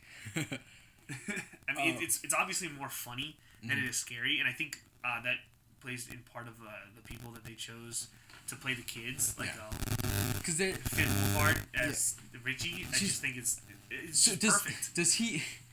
Does he pick good shit or does he make good shit happen? Like he's incredible. Like this kid is amazing, and I've only seen him in 2 things. Yeah, Stranger Things and this. Yeah. So, and I don't know. He's just great. I follow all the kids from Stranger Things. I follow them on Instagram, and like you can kind of like start seeing where their career paths are gonna lead. And it's just really cool to see that they're keeping up with making good decisions as far as their careers. And that's good, and that's kind of rare when it comes to like child actors, because as you know, that like child actors can fall into some really hard times. Finn Wolfhard definitely shines as he steals a lot of the scenes in the new It movie, and I think I want to say that the original Richie was played by Seth Green. I could be wrong. I'm looking it up right now. But no, he definitely did. I mean, all those kids did a great job, but just going back to the movie on its own, I was surprised to know how good it actually was. Yeah. Because I was a bit skeptical, and I was like, here's just another horror movie. There's just gonna be a bunch of jump scares, and it was nothing like that. It's not even horror to really say. It's more of a thriller. It has comedic aspects because of the dialogue that the kids have, but it's so much more than that. Like It's something that maybe was a cold hit before that's now turned into something that's just something much more. Yeah, something that people are just like really just raving on about. Yeah, it definitely earns that popularity too, because with you've never seen the original It, right? No. Okay. I have. I remember watching it, and I remember it scared me as a kid. Because, I mean, obviously, watching it now, it's just going to be the cheesiest thing, because it's Tim Curry, and the only thing scary about Tim Curry is Tim Curry, you know? Well, but, because in this reboot, because I've seen clips of the miniseries, but in this, they legitimately rip the arm off of a child and make him crawl. Yeah, no, in the middle of a street. I mean, so that's why I like the original or the movie. The scariest thing about this 2017 version is not Molly Ringwald's father. What's the girl's name? I don't know. She looks like Molly Ringwald. Oh, Beverly. Yeah, the chick who plays Beverly. Her dad is like, he's like really rapey, and like it's pretty bad. that's probably the scariest thing in this whole film, and it's just something I'm not. Yeah, the new movie actually captures the book quite well when it comes to. I heard that the book had like an orgy scene in the sewer, because they had to grow up. I'm so happy that they didn't. Yeah, no, I'm actually glad they didn't do that either, because I've never read the book, but I know the theme that Stephen King was trying to go for. When they're down in the sewers, the loser club is just, they're being tormented by it. They're being tormented and stuff like that, and seeing that they were able to, I guess you could say, overpower it before when they were together. Beverly pretty much offers herself to the boys, and one by one they each have sex with her, and it's not so much it's just a childish train. Basically, yeah, it's horrible. I mean, out of context, even in context, it's pretty bad, but it's terrible. Like even the bully, I think at one point like fucks a sheep or something. So, yeah, it's in the original book too, and thank God that's out.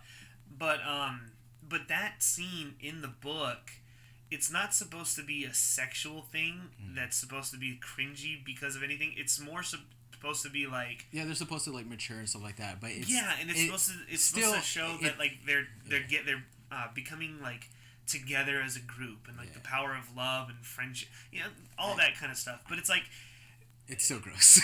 It's so gross, and it's unjustifiable, and Stephen King, please stop defending it. I see where he's going for, but I'm so glad they didn't put that in the movie, because that would have been real uncomfortable to watch with my girlfriend. That just would have been really bad.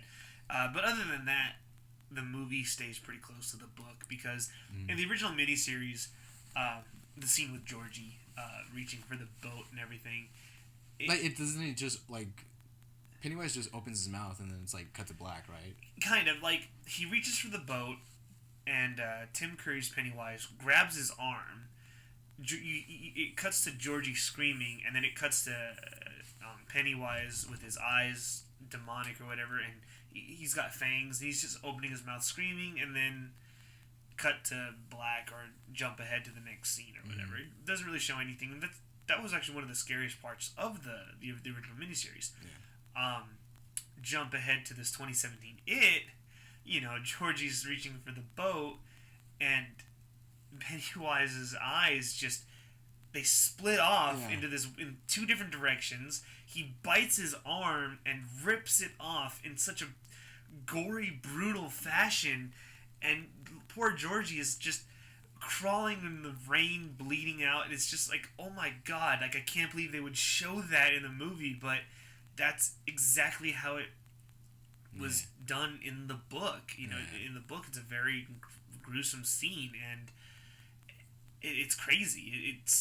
It's crazy how much they wanted to show just the brutality of it. And that scene also just, it's more, it should be credited to the kid who played Georgie, and what's his name? Skarsgård.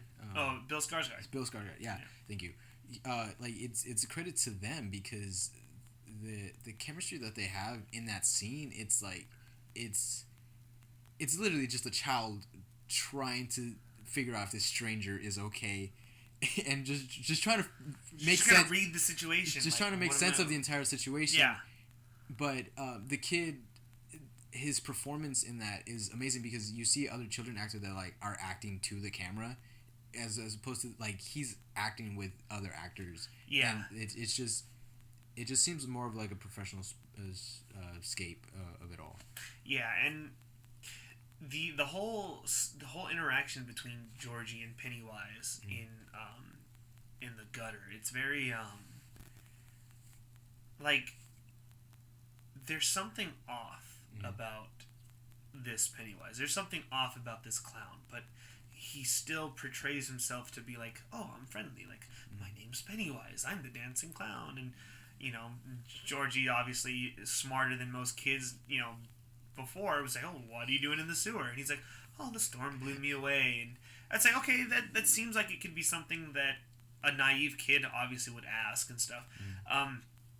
But it's still something like, well, this to a child, obviously his naivety is gonna, you know, get the best of him, and he's gonna see Pennywise as not much of a threat, especially since, you know, he's introducing himself, he's making him laugh, and he's like, oh, what do you smell down here? It's popcorn and all this stuff. But that whole sequence when he's like, oh, pop, pop, pop, pop, pop, and then just stops and stares, it's like, what the fuck?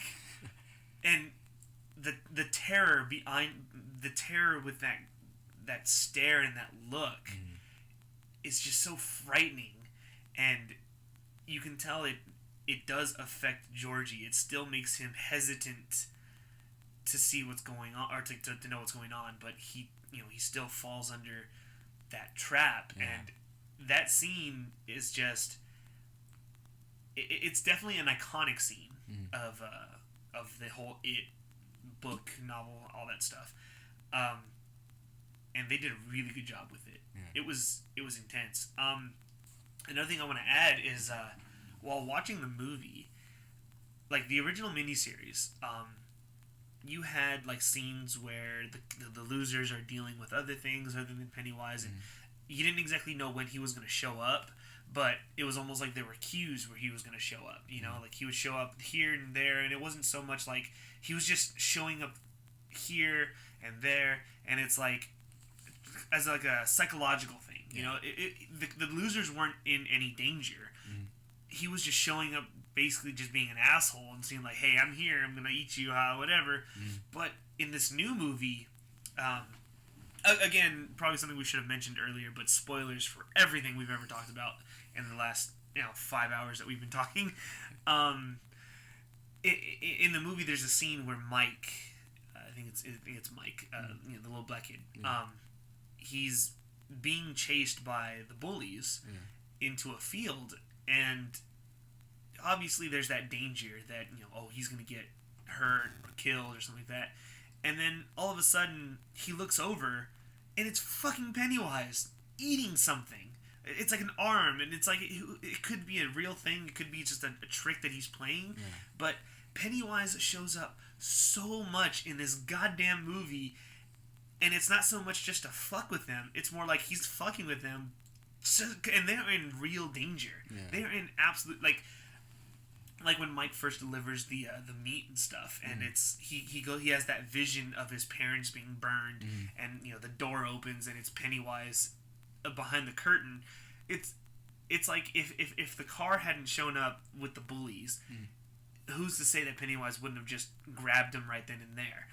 Or the same thing with the field, when he was sitting there waving the dismembered arm, eating it, looking all demonic and crazy, and it's like, oh my god, it's like not only does he have to deal with the bullies, but he also has to deal with the fact that there's an interdimensional being munching on something right there next to him too. It's like he shows up so much in the movie, and it definitely adds more to it. Like there's definitely that looming sense of he can show up anywhere, and he's gonna fuck our shit up. Yeah. You know, especially in that scene with the garage, where he jumps out of the projection. Yeah. That's fucking crazy.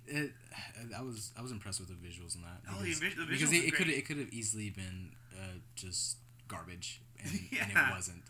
Let me ask you: are you looking forward to a sequel? I'm definitely looking forward to a sequel.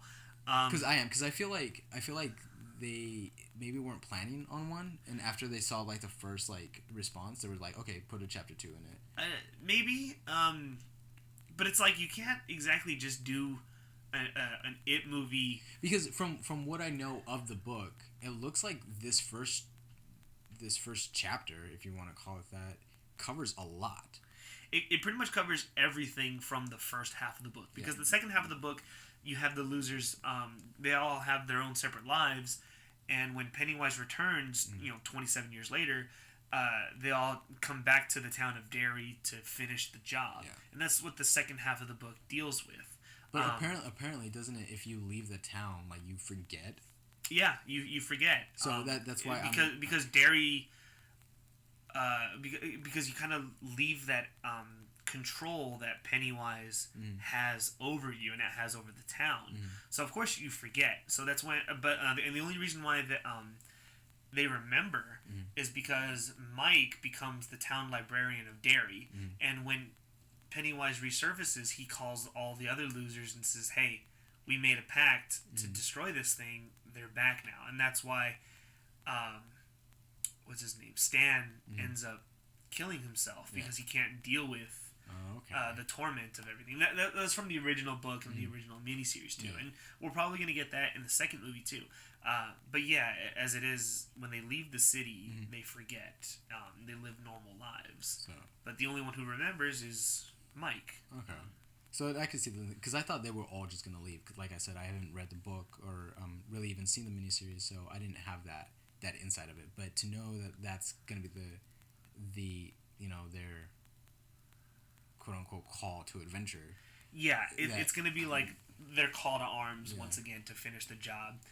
And I'm very excited to see a second movie. I'm just hoping that this next one is cast well, because obviously it's not going to be the kids; if they're going to be adults.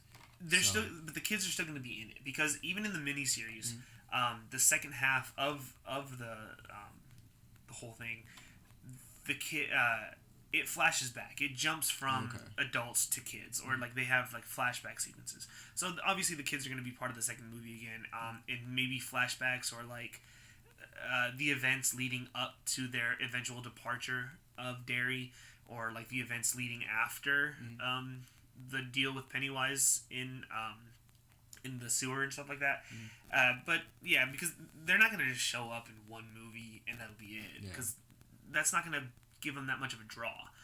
The kids are going to be part of it again, and they have a reason to. Again, they're going to have the flashbacks and stuff like that. But yeah, this second chapter, it's going to be great, and I think it's going to be really interesting because it's going to add more, because it's going to be set in the year 2016. It's going to be set last year. And if Pennywise has that control where he can pop out of projection screens and still kill the kids in that form, just imagine how crazy it's going to be when you introduce modern technology in the whole thing. And it's going to be a good twist, and I think it's going to be good. And I feel like, overall it was such a good movie.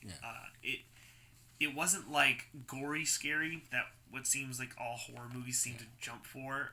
It's more of it's definitely funny. It's scary where it needs to be. And it's definitely like, it's just a fun movie to watch. I feel like they've also took a lot of inspiration from Stranger Things. Because I mean, if you look at it, I mean, having it set in the 80s, of course. Having it set in the 80s, but not only that, and like Finn Wolfhard, being part of it doesn't help. But you look at Stranger Things and the huge success that was, being a horror show or series, if you want to call it, when really it's not much of a horror. It's horror sci-fi, I guess, because you do have elements of like telekinesis and technology and all that. But they've definitely taken the theme that Stranger Things has created and they've implemented into this, and then just getting the right kids to be able to be a part of this movie just topped it all off. Mm-hmm. Yeah, if I didn't know any better, like I would say that it was directed by the same people, which it wasn't, but you can definitely see the influence that Stranger Things has. Oh yeah, definitely. Oh yeah, definitely. Yeah. And it's great. It was definitely there's a lot of similarities, Yeah. like themes and stuff like that. And with this movie, it showed like this is how kids were. This is how kids used to be, and it didn't like try to sugarcoat it. It's like kids, were like these innocent things. It's like you've got kids who had dirty fucking mouths. It's like, holy shit. Yeah, they still exist. Yeah, no, I know, but back then My neighbor's 6 and called me a shithead the other day. It's fine. Now I just feel like that it captures the spirit of childhood back then. Yeah. Pretty wonderful, and it's great. Yeah. Now oh, you had something to say? Oh, I was just gonna say I'm just excited for. Oh yeah, I'm definitely excited. Now before we go, move on from this topic because I feel like we've done everything we could for this first episode. One of the ideas that I had while watching it was the fact that they could set up a Stephen King movie universe with remakes from different movies. They've actually kind of already started that. I don't know if you watched Dark Tower, but Pennywise has his theme park. Yeah, because I know Dark Tower, and I've never seen Dark Tower. Everyone said it sucked. It's actually pretty good. Just the only thing is that going into it, you have to have read the books to understand all the references, and it's a continuation. Right. And it's so. I mean, it was a mistake that they did that. But it's very short. It's like 80 minutes long. Damn, that's really short. Yeah, it's like 80 minutes long. It's because they're also setting up a TV series. Oh, I see. So it's just a lot of complications that is going on with Dark Tower that they should have just cleaned up in the first place and just done a film series from the books instead. Right. Well, because okay, well, yeah. So with films like Dark Tower and it, obviously set in like the Stephen King universe.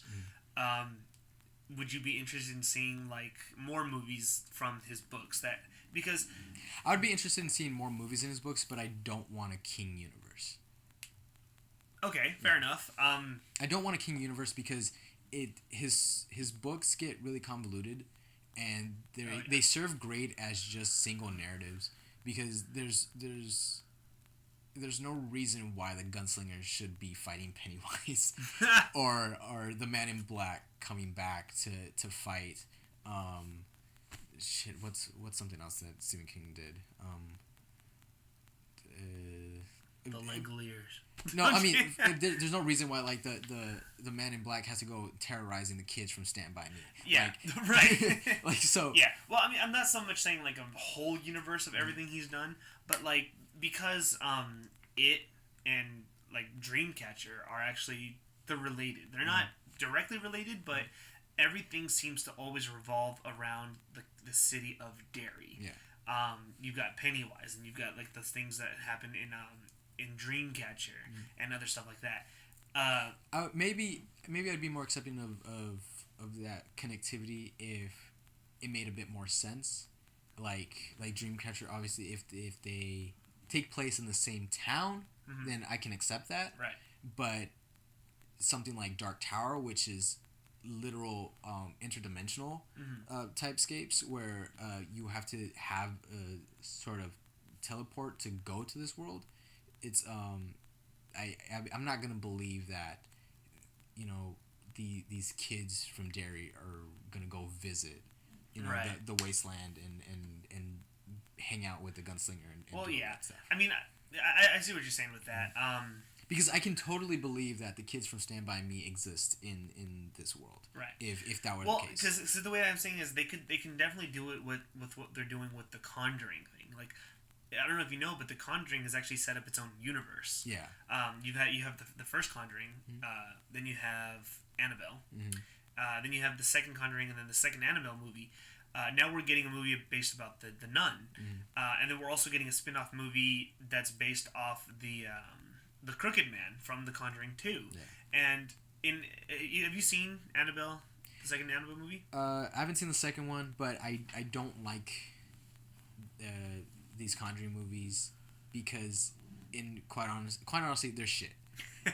And I don't mean that to be to make a joke or to make funny. They're just genuinely bad. There's a scene, I believe, in, is it the first Conjuring, where there's like a 5-minute scene where they're just hanging out in this haunted house as the medium is like going around trying to read the room, and they're just singing like Kumbaya music, and that might be the first one. And I don't understand it. I don't like.